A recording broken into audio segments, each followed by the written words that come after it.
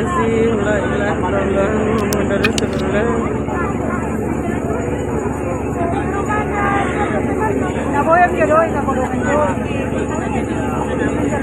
Nagpalalo dyan sa puno.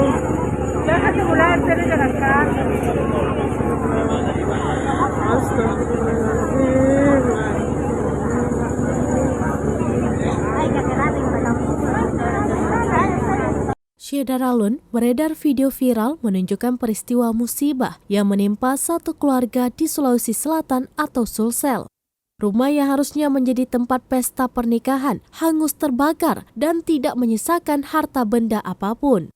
Warga yang berada di sekitar lokasi kejadian ikut sesak melihat peristiwa tersebut. Dalam video terlihat api sudah tidak berkobar, hanya puing-puing yang hangus dan mengeluarkan asap.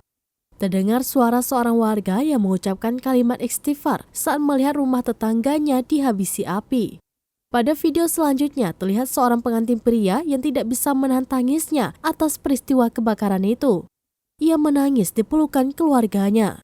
Bagaimana tidak, rumah kebakaran tak tersisa apapun, padahal besok ia harus menjalani prosesi akad nikah.